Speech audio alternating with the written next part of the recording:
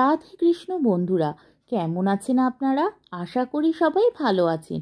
আজকে আবার একটা নতুন ভিডিও নিয়ে হাজির হয়ে গেছি। ভিডিওটি শেষ অবধি দেখার অনুরোধ রইল।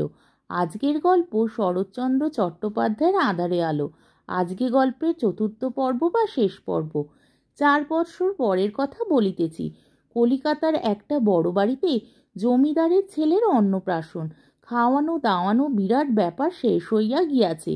সন্ধ্যার পর বহির্বাটির প্রশস্ত প্রাঙ্গণে আসর করিয়া আমোদ আহ্লাদ নাচ গানের উদ্যোগ আয়োজন চলিতেছে। একধারে 3-4টি নর্তকী, ইহারাই নাচ গান করিবে। দ্বিতলের বারান্দায় চিকের আড়ালে বসিয়া রাধারানী একাকী নিচে জনসমাগম দেখিতেছিল। নিমন্ত্রিত মহিলারা এখনো শুভাগমন করেন নাই। নিঃশব্দে পিছনে আসিয়া সত্যেন্দ্র কহিলেন, এত মন দিয়ে কি দেখছো বলো তো? রাধারানী স্বামীর দিকে ফিরিয়া হাসি মুখে বলিল, যা সবাই দেখতে আসছে, বাইজিদের সাজসজ্জা। কিন্তু হঠাৎ তুমি যে এখানে? স্বামী হাসিয়া জবাব দিলেন, একলাটি বসে আছো, তাই একটু গল্প করতে এলুম। ইস, সত্যি? আচ্ছা, দেখছো তো? বলো দেখি, ওদের মধ্যে সবচেয়ে কোনটিকে তোমার পছন্দ হয়? ওইটিকে। বলিয়া রাধারানী আঙুল তুলিয়া যে স্ত্রীলোকটি সকলের পিছনে নিতান্ত সাদাসিধে পোশাকে বসিয়াছিল তাহাকে দেখাইয়া দিল। স্বামী বলিলেন, ও যে নেহাত রোগা। তা হোক, ওই সবচেয়ে সুন্দরী, কিন্তু বেচারি গরিব, গায়ে গয়না টয়না এদের মতো নেই।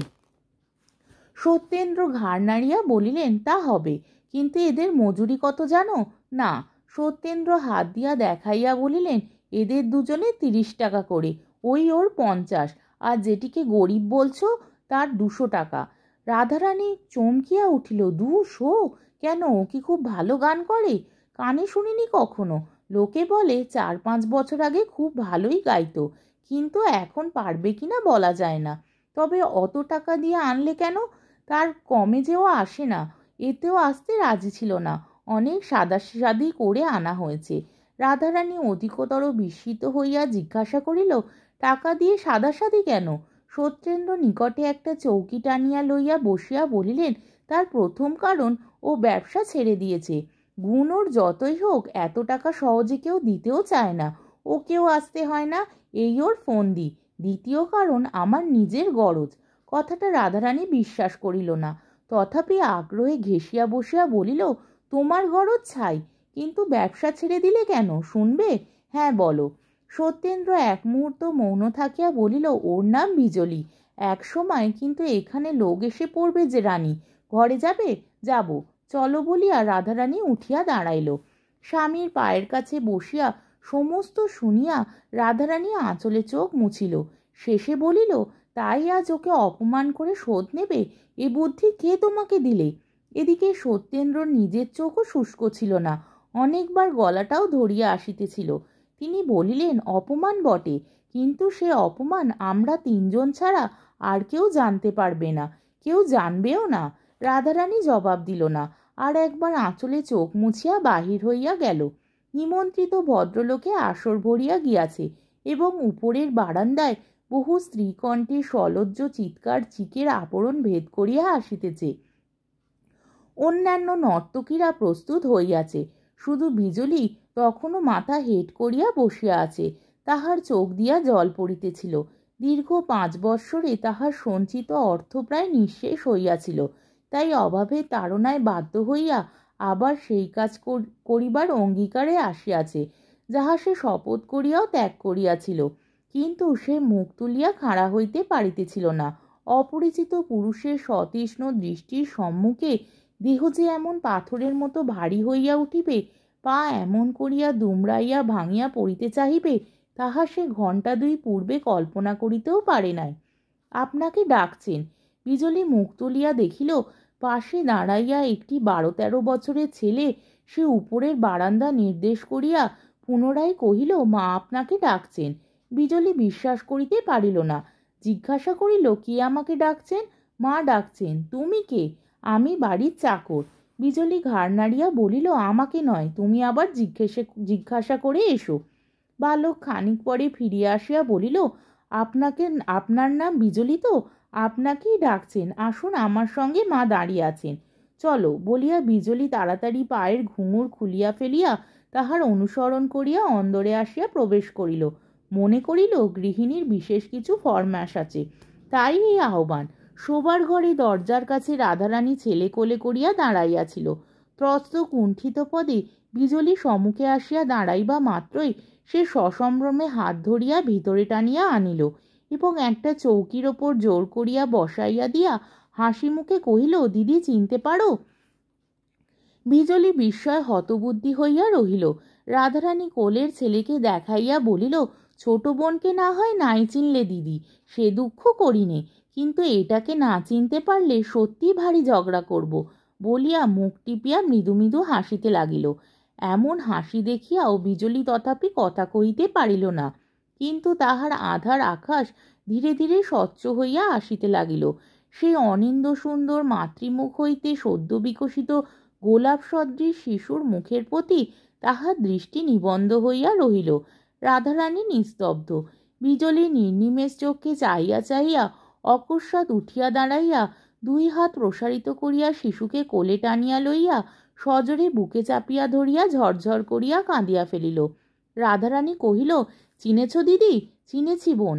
রাধারানী কহিল, দিদি সমুদ্র মন্থন করে বিষটুকু তার নিজে খেয়ে সমস্ত অমৃতটুকু এই ছোট বোনটিকে দিয়েছ। তোমাকে ভালোবেসেছিলেন বলেই আমি তাকে পেয়েছি। সত্যেন্দ্রর একখানি ক্ষুদ্র ফটোগ্রাফ হাতে তুলিয়া বিজলি একদৃষ্টে দেখিতেছিল। মুখ তুলিয়া মৃদু হাসিয়া কহিল, বিষ? বিষের বিষেই যে অমৃত বোন, আমি বঞ্চিত হইনি ভাই। সেই বিষই এই ঘোর পাপিষ্টাকে অমর করেছে। রাধারানী সে কথার উত্তর না দিয়া কহিল, দেখা করবে দিদি? বিজলি এক মুহূর্ত চোখ বুজিয়া স্থির থাকিয়া বলিল, না দিদি।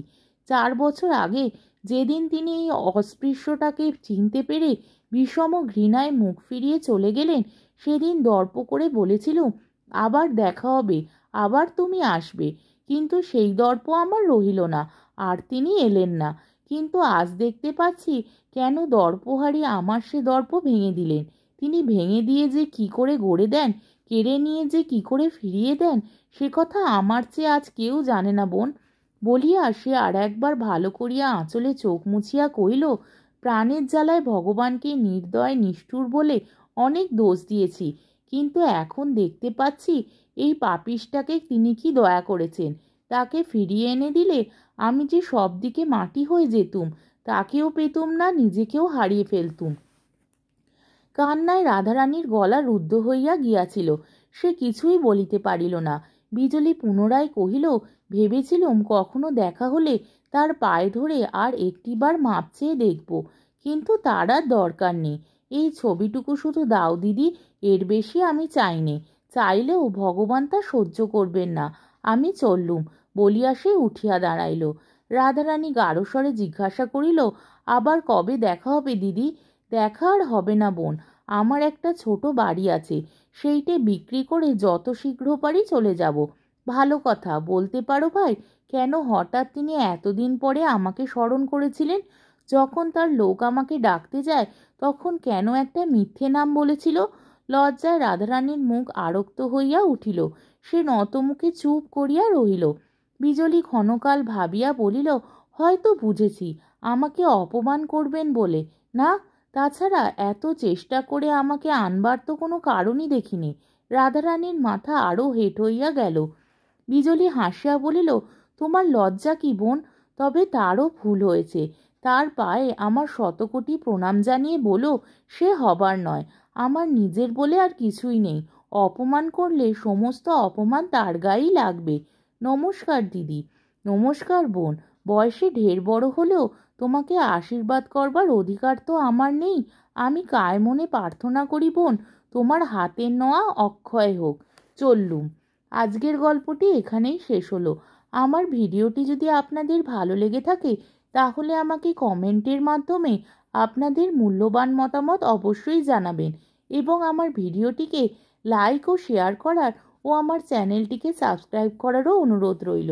তাহলে আজকের ভিডিওটা এই অবধি। পরের দিন আবার অন্য কোনো গল্প নিয়ে হাজির হয়ে যাব। ততক্ষণ পর্যন্ত আপনারা সবাই ভালো থাকবেন, সুস্থ থাকবেন, সাবধানে থাকবেন এবং আমার ভিডিওটি দেখতে থাকবেন। তাহলে আজকে আসি। রাধে কৃষ্ণ।